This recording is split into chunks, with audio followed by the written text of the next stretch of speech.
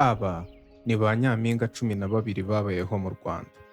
Ni ukuva mu mwaka w'1993 kugeza mu mwaka w'2025 ubu tuvugana, nta wundi uratorwa. Mwabiteguriwe kandi munabigezwaho na Jazzboy umuhungu w'Imana. Kora subscribe. Hari amakuru amwe n'amwe agaragaza ko mu 1991 hatowe Miss yitwa Nubuhoro Jeanne, gusa mu binyamakuru mpuzamahanga ntabarwa. Tuzamugarukaho nibiba ngombwa. Twigire ku mwanya wa mbere. Turahasanga umwari mwiza cyane witwa Uwera Dalila. Amakuru avuga ko Miss Uwera Dalila yatorewe kuba Miss Rwanda wo mu 1994. Irushanwa rikaba ryarabaye ku itariki 17 Ukuboza 1993 mu muhango wabereye kuri Hotel Sherland Remera, Kigali. Uyu niwe wabaye Nyampinga wa mbere wemejwe n'u Rwanda. Yahigitse abakobwa basanga 20, ahembwa amafaranga y'u Rwanda 50,000, igitenge n'ibindi bihembo. Uwera yari umunyamideli, akaba yaritabiriye irushanwa bitewe n'umwuga yakoraga wo kumurika imideli. Nyuma yo gutwara ikamba yashakanye n'umugabo witwa Dark, bahuriye mu Bubiligi. Gusa baje gutandukana nyuma y'imyaka 3 babyaranye umwana umwe. Mu biganiro yavuze ko yifuza ko igihugu cy'u Rwanda cyajya kimuha amahirwe agatanga umusanzu muri Miss Rwanda ziba ubu ngubu, nk'inama se yatanga, ibitekerezo, cyangwa akaba yanajajinga mu gihe bibaye ngombwa. Uwera Dalila ubu ngubu atuye mu Bubiligi kandi yishimira ko yahagarariye u Rwanda nk'umukobwa wa mbere mu marushanwa yabayeho. Katwigire ku mwanya wa kabiri. Amazina ye bamwita Bahati Grace, umukobwa wari ufite imyaka 18 wari urimo gusoza amashuri ye muri Lycée de Kigali, yegukanye ikamba rya Miss Rwanda 2009 ku itariki 19 Ukuboza. Ibyo birori byabereye i Gikondo, Kigali. Uwo mwaka wari uwa kabiri bavuga ko Miss Rwanda yari ibaye. Bahati wavukiye mu Uganda yaje mu Rwanda mu mwaka w'1994. Ikindi wamumenya akomoka mu ntara y'Amajyepfo, akaba yaranahagarariye u Rwanda muri Miss World yabaye 2010 Vietnam. Uyu mwari yahigitse abakobwa basanga 13. Ibirori The Ben na Meddy ngo nibo bari bahatwitse nk'uko ibinyamakuru bibivuga. Sonia Rolland yari ahari nk'umujaji Miss France wa 2. Karine Rusaro yabaye igisonga cya mbere, Winingamije icya kabiri. Yaje gushakana na byarana n'umusore w'umunyarwanda nahoze Karembereka, ubu bibera abroad. Ngira ngo mwese murabizi ko tugeze ku mwanya wa gatatu. Kayibanda Mutesi Aurore, umukobwa bivuga ko ari we mukobwa mwiza cyane muri aba bose kugeza ubu, gusa njye simbihamye. Nako ndabona ari byo. Kayibanda Aurore wari ufite imyaka 20 yambitswe ikamba rya Miss Rwanda 2012 ku ya mbere Nzeri 2012 mu birori byabereye i Gikondo, Kigali. Yahigitse uruhuri rw'abakobwa 14 bose, akaba yarahagarariye intara y'Amajyepfo. Aurore wamenyekanye cyane kubera ubwiza bwiwe butangaje no gukoresha ikamba rye mu gukora ibikorwa by'imbonezamubano. Akaba ari umwe mu bakobwa b'ibyamamare cyane mu mateka ya Miss Rwanda. Mu mwaka wa 2013 yegukanye ikamba rya Miss Fespam muri Congo, ndetse yahagarariye u Rwanda mu marushanwa ya Miss mpuzamahanga nka Miss Exploration. Yashyingiranywe bwa mbere na Egide Fox, cameraman wakamejeje mwahoze kare mureba, utuye muri Amerika.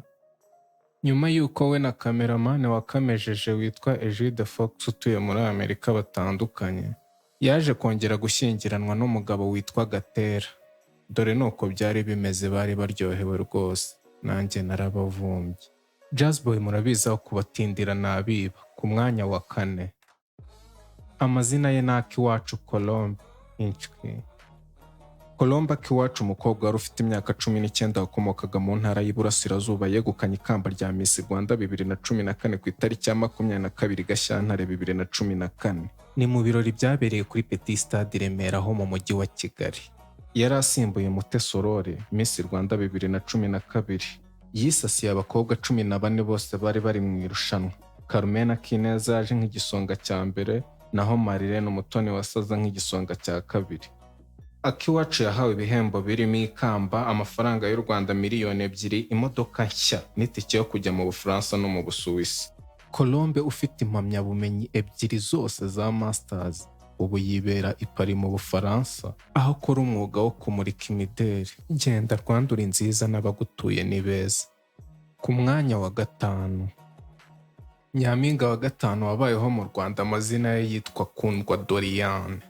Kundwa Doriane, umukobwa wari ufite imyaka 19 wari uturutse mu ntara y'Amajyaruguru, yegukanye ikamba rya Miss Rwanda 2015 kuwa 21 Gashyantare 2015 mu birori byabereye muri Kigali Serena Hotel.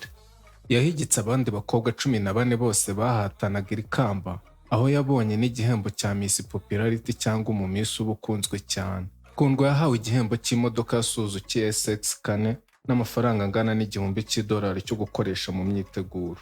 Nyuma yo kwegukana ikamba, Miss Doriane yakomeje muri Canada aho yakomereje amashuri ye, akazi n'ubundi buzima bwe bwa buri munsi. Yabaye na Vice President wa International Rwanda Youth for Development. Nimero 6 Prezi wanjye. Amazina ye bamwita Mutesi Jolly.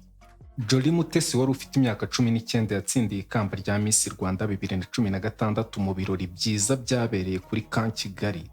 Hari kuwa 27 Gashyantare 2016. Uyu mwari w'ikizungerezi wigaga mu mwaka wa 6 w'amashuri yisumbuye mu ntara y'Amajyepfo yaje guhagararira u Rwanda mu marushanwa y'abanyampinga beza b'isi 2016. Yagize uruhare mu iterambere ry'igihugu mu marushanwa. Ni umukobwa w'ubushishozi, w'ubumenyi, yikorera utuntu twiwe yicicikeye, umukobwa uvugwa cyane. Yaharaniye iterambere ry'abagore cyane. Yabaye Vice President mu irushanwa rya Miss East Africa. Ni umushoramari w'umugore ukomeye cyane, akaba anaharanira ubutabera n'imibanire myiza ya rubanda muri rusange.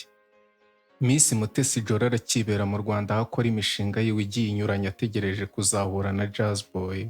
Nubwo hari amakuru avugwa ko hari umukire cyane ushaka kumuntwara. Yala. Mureke njye nifana dore aho twari twajyanye kureba match ya Arsenal. Twigire ku mwanya wa 7. Umukobwa mwiza cyane ugira urukundo kandi w'umunyamutima, Iradukunda Elsa. Iradukunda Elsa wari ufite imyaka 19 yatsindiye ikamba rya Miss Rwanda 2017 mu birori byabaye kuwa 25 Gashyantare 2017 kuri Kigali Conference and Exhibition Village. Yahigitse abandi 15 mu marushanwa akurikirwa na Garo Dashimwa na Linda Umutoniwase. Elsa wigaga mu ishuri ryisumbuye rya King David High School yavuze ko gusenga ariyo ntwaro yo gutsinda kwe. Uyu mwana yikundiye cyane, anashakana n'umugabo wateguraga iri rushanwa witwa Prince Kid. Mu rukundo rurimo impaka nyinshi n'amagambo, umwana yaramukunze amurira n'amashene nk'uko mwabibonye. Atsinda yahembwe imodoka yo mu bwoko bwa Swift ndetse anabona na buruse yo kwiga muri kaminuza ya Mahatma Gandhi. Namuona Prince nyuma y'irushanwa ku mutima we mwiza nk'ibisanzwe yakomeje ibikorwa nk'ibyo gufasha abarwayi b'amaso, abanyeshuri. Bavuga ko hari abakene n'ababyariye iwabo barenga 1000 yafashije. Ko ageze ku mwanya wa 8 yewe. Njyewe uyu niwe favorite yanjye, namwe muri comment mwandike mwanyu. Iradukunda Liliane. Iradukunda Liliane wari ufite imyaka 18 wari uhagarariye intara y'Iburengerazuba yegukanye ikamba rya Miss Rwanda 2018 ku ya 24 Gashyantare 2018 muri Kigali Convention Center, aho yaryamburiye abakobwa 20. Liliane wigaga ubukerarugendo kandi yatsindiye ikamba rya Photogenic, imodoka ya Suzuki Baleno, umushahara $800 buri kwezi mu mwaka. Nari nibagiwe amatike ya Rwanda yatagira uko angana.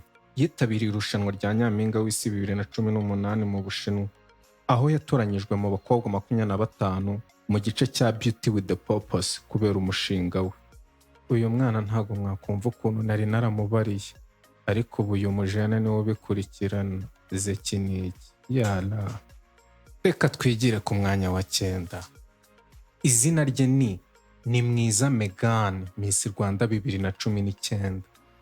Ni Mwiza Megan yegukanye ikamba rya Miss Rwanda 2019 ku itariki 26 Mutarama 2019. Ni mu birori byabereye ku Ntare Conference Arena i Kigali. Ni Mwiza wari uhagarariye umujyi wa Kigali, yahigitse abakobwa 15 bari bahanganye, ahembwa imodoka ya Suzuki Swift, umushahara $800 wa buri kwezi n'ibindi bihembo. Umushinga we wari ugushishikariza urubyiruko kwinjira mu buhinzi buteye imbere. Yahagarariye u Rwanda mu marushanwa ya Miss World 2019 i Londres mu Bwongereza.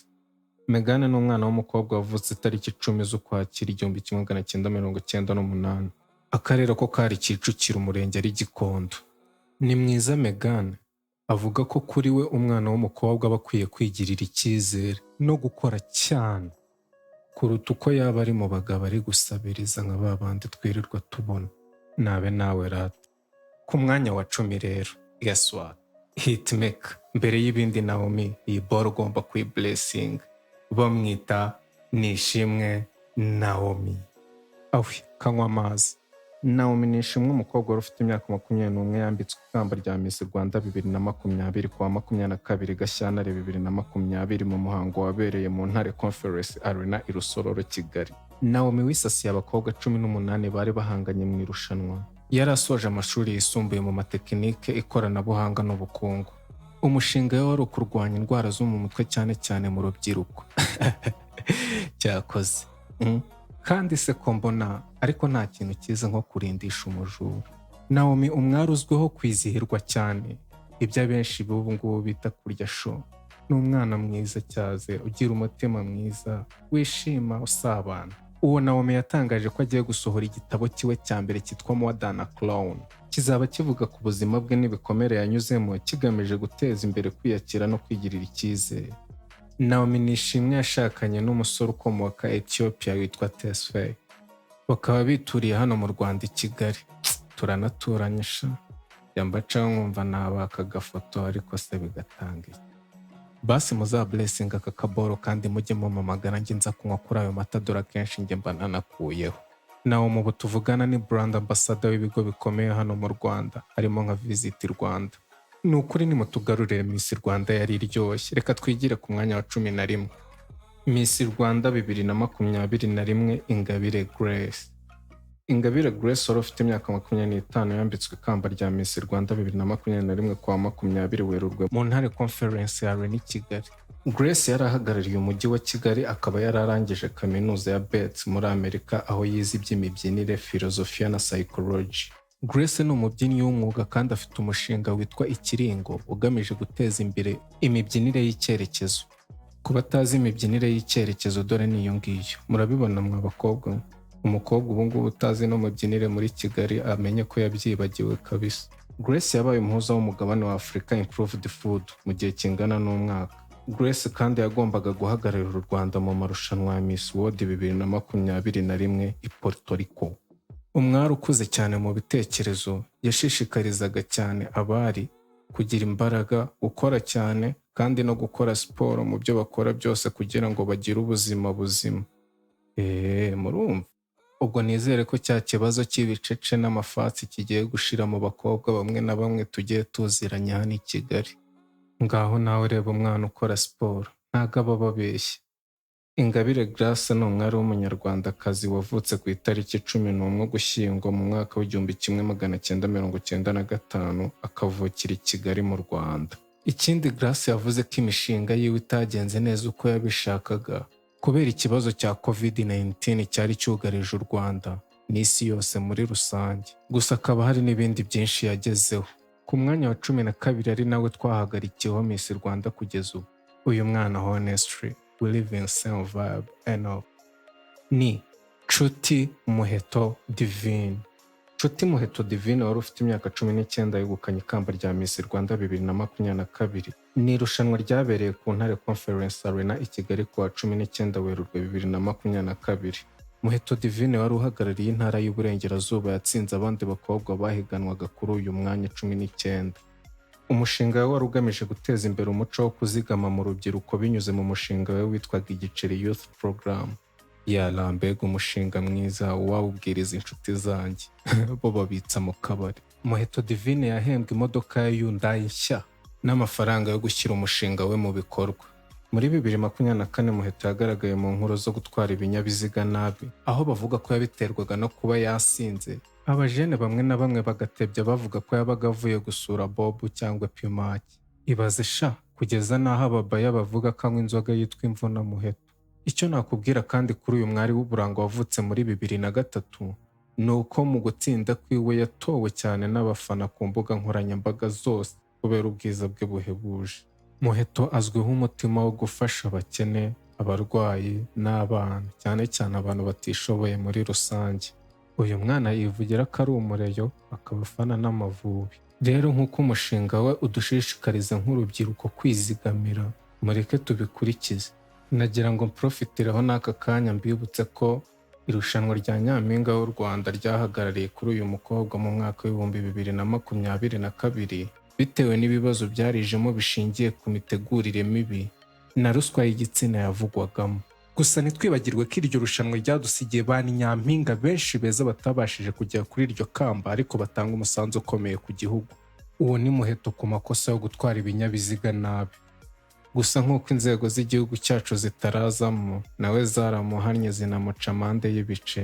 Uyu mwana ni mwiza koko, ariko si we gusa, n'abandi bose beza naberetse. Mwe mujye muri comment mushyiremo choice yanyu turebe uzagira amajwi menshi. Reka dukore Miss Jazz House. Kumbe wa mwana babeshyera ngo mu nzoga akunda kwisengera cyane, arasenga akanarira. Uyu mwari mwiza cyane rero n'abandi bose naberetse bakoze imirimo ikomeye cyane mu gihugu nk'uko twabibonye. Rero bashiki bacu bakiri hasi, nimureke mubigireho mube abanyampinga beza babereye igihugu cyacu cy'u Rwanda.